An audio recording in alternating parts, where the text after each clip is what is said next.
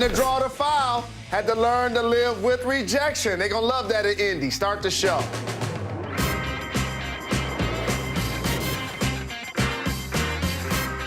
He is Jalen Rose. I'm David Jacoby. We are Jalen and Jacoby. What is it that we do? We get the people what they want.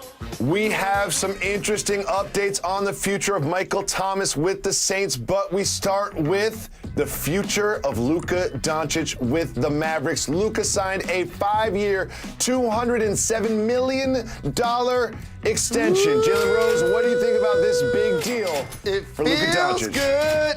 Yeah. You should be extremely happy if you're a fan of the Dallas Mavs. But you know who's going to be even more happy?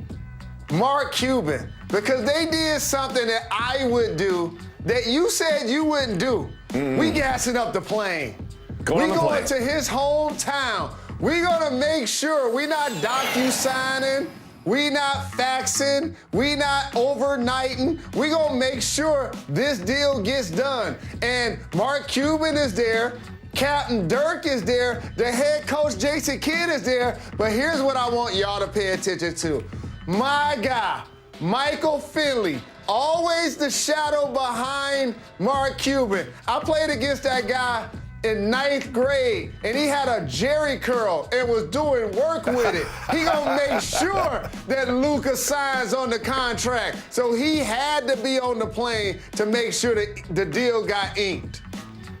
Absolutely. Now, Luka Doncic is the most important player for the Mavericks. And you look at these numbers, he's been so impressive. But, Jalen, now the time is to ask this question. You've got Doncic locked up for 5 years. Who are you going to put around him? How are they going to turn this team from a middle team in the Western Conference to a top team in the Western Conference? Well, he's a complete player. And when you're getting 25, 7, and 7 your first 3 years, and the only other person that has done that is the big O. Like, that's holy grail type stuff, family. And in building out your roster, of course you want to get defenders in particular, not only on the ball, but on the wing, because you don't want him responsible for trying to slow down Dame Lillard or Paul George. You don't want that necessarily to be his responsibility, for example, or a Donovan Mitchell when they play. I really like that they re-signed Tim Hardaway, who had a terrific season last year, shown that he could be a prolific scorer in the game and be like a guy that can get you around 20 when you need it. Finney Smith made some big-time threes last year, and obviously he's going to give you effort. But the elephant in the room happens to be a unicorn. At least that's what they called him in New York City. And that's Kristaps Porzingis. Last year, he was not the guy that he was previously in the bubble. I believe he's going to return more to his unique form that we first saw. A guy that can score 20, a guy that's going to make threes at 7'3", and also catch lobs and block a couple of shots, but also be used on the post. Here's what happens in professional sports when you have a great player like Luka. When everybody else is in and out of the lineup, we got to just keep doing what we doing because we know he's going to be here every day. And that's what ended up happening to Porzingis. He dealt with some injuries. He dealt with some inconsistent play. And they like, you know what we know we can always do? Give the ball to Luka. And so that's what they ended up doing. I think they'll do more this year with Jason Kidd to start getting him involved. And the Dallas Mavs, while they're not a contending team in the West, I see them as a 5 through 8 type of team, and that's going to be separated by like 1 or 2 games. But again, anytime you got Luka, you got a chance. Truly special player. Especially in a 7-game series. And one thing I want to talk about is I didn't love it when Mark Cuban had to address the fact that KP and Luka had some sort of skirmishes and didn't always see eye to eye. Do you think these chemistry problems can be fixed in the Dallas Mavericks locker room? Oh, yeah, easy. You know what to fix KP's problem? Give him the ball. He'll be a lot happier. Put him on a post. That'll make him a lot happier. And you know what'll make Luka more happy? Is if he can stay healthy and be a productive player. That's just how this works. It's competitive. It's professional sports. And us dumb Americans just assume that since they're both international players, oh, they're gonna get along. Oh man, they gotta be the best of friends. They're buddies. You know, it takes time to earn the trust of a great player like Luka. Hey, dog, let me tell you, I got a chance to play against some of the greatest players to ever do it and play against them. But there's also a level of pressure there when Mark Jackson, one of the top 5 assist guys of all time, is watching a single double happen. You know you can throw it to Reggie because you know what you're gonna get. But when he throw it to me and I miss, he's not happy. Like, that's pressure, dog.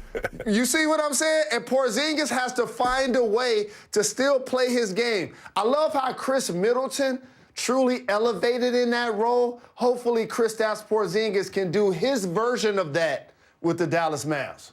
Well, Luka is going to stay for the Mavericks as a star there, but the Saints have a star wide receiver, but will he stay with the Saints? Michael Thomas had surgery, but this is what he put on social media recently. They try to damage your reputation. You saved theirs by not telling your side of the story. Mr. Rose, what does this cryptic tweet tell you about Michael Thomas' future with the Saints? Shout out to my guy, Freddie Gibbs, because a couple of years ago, he said, I'm Michael Thomas and I'm catching blessings. And that year, he led the league in catches. As a matter of fact, he broke the NFL record. And you know what teams do when you perform like that? They say, here you go, young man, there's a blank check. And we're gonna take care of you, line you up with Drew Brees in his final season. We got Alvin Kamara back there. We got Cam Jordan on defense. And let's see if we can try to go for a Super Bowl. But last year, he dealt with some injuries in and out of the lineup. There was an allegation that he got into it with a teammate. That caused him to miss a game. And so he just has not been a consistent, productive, and/or clearly healthy player. And teams don't like when they think you could get surgery in the offseason and you push it back. This reminds me of Shaq in the early 2000s when he told the Lakers, I got hurt on company time, so I rehabbed on company time. And not necessarily saying that Michael Thomas did that, but clearly when there's allegations that you didn't return calls from people that are your teammates, you didn't return calls allegedly from people on the training staff, that's now going to have the team like, wait a minute, no Drew Brees, we're trying to get Jameis ready, we're trying to go for a new era, but yet we can't rely on our number one guy. So I hope he gets healthy, but you and I know, didn't you say he's going to be out the first few weeks of the season? Yep. Jameis Winston has a strong arm, and he can make all of the throws, and he's broken a lot of yardage records for a young quarterback. But you know one of the other records he's broken is how many interceptions he throws to the other team. So I just feel bad for him that he's not going to have his security blanket at the wide receiver spot out there on the field. But I hope Thomas gets healthy, and I hope he gets back to performing like the player that he's shown us he can be. Because he's shown us he's one of the top receivers in the game. Yes. Now he just got to get healthy and go out there and do it again. And Drew Brees, while he was extremely effective playing quarterback for the Saints last couple of years, he wasn't exactly throwing the deep ball down the field. And I would love to see Michael Thomas and Jameis Winston stretch the field a little bit together, but we'll have to wait to see that. Something to keep an eye on with Thomas and the Saints. Jalen, moving on to Lamar Jackson, who has now tested positive for COVID twice in the past calendar year. And here's what he said about vaccines. I just got off the COVID list, I got to talk to my team doctors and, try to see how they feel about it, keep learning as much as I can about it, and we'll go from there. So you might go for it. We'll see. Talking to the doctors, we'll see. I feel it's a personal decision, I'm just going to worry about that with my family, keep my feelings to my family and myself. I'm focused on getting better right now. I can't dwell on that right now, how everybody else feels. Just trying to get back in a great routine. Jalen, what do you think about that? Here's the oxymoron. When you're in a team sport and/or you're a part of a family, your decisions don't only affect you. The NFL recently came out with some rules, and Jacoby, you can correct me if I'm wrong. I don't always get the facts right. I want to make sure my integrity is more important. Didn't the NFL say if a player that's not vaccinated fails a test and or causes a team to forfeit a game, that players from each team will not get their salaries if that game isn't made up during a 17, 18-week period? Did I hear that right? Yes, you did. Okay, so if that's the case, it ain't just about you anymore. You're gonna have a lot of human beings upset at you if you're the player that causes the dominoes that lead all of these coaches and all of these players to not get their paychecks playing the game that they love, the game that they love. And you know how much I like Lamar, but I have to tell everybody something. Newsflash, we put a lot of things in our bodies. We put a lot of things in our bodies. Things that we eat, things that we drink, things that we consume, right? This is not political. And he said he wanted to talk to the doctors about it. Let me paraphrase what the doctors will say. Exactly. Go get vaccinated. Yes, That's what they'll say. There's not a doctor on the planet that's going to say, you know what, we should probably think twice about this. He said he's going to talk to the doctors. I know what the doctors are going to say. They're going to say, go get vaccinated. And Jalen, you hit on this. While it is a personal decision, it absolutely is a personal decision, but that personal decision has impact on other people. That's why I suggest that everyone out there get vaccinated, because I want my kids to go to school next year. My kids gotta go to school next year. Please get vaccinated. I got COVID and my symptoms were lessened because of the vaccination. Jalen Rose, the Tampa Bay Buccaneers were just months ago celebrating the Super Bowl, throwing around the Lombardi Trophy. Yes. However, Bruce Arians has some harsh criticisms for the Bucs' performance this season already. We'll tell you about that and much more when we come back. You're watching Jalen and Jacoby. Anthony Rose. The Tampa Bay Buccaneers were celebrating their Super Bowl victory. So happy about the team they had, returning all their starters. But here's what Bruce Arians had to say about their early practice performance. Good practice defensively. That was one of our best start-to-finish practices defensively, and probably the worst offensive practice we've had in 3 years. It's kind of a pattern of behavior now. After a day off, our offense just stinks. Back in the day, we'd be out here running the out of them, but that don't work anymore. Go to jail for that stuff now. It's been identified, so you got to fix it. I'm not going to fix it. You got to fix it. Jalen, some harsh words from the head coach. What do you think about Bruce Arians getting after the offense? Hey, David Jacoby, you've been doing this over 25 years. You ever thought you'd be doing a live television show with a Jada Kiss bus and somebody holding the bat talking about football? No. Here's the thing about Bruce Arians. He sold out, dog.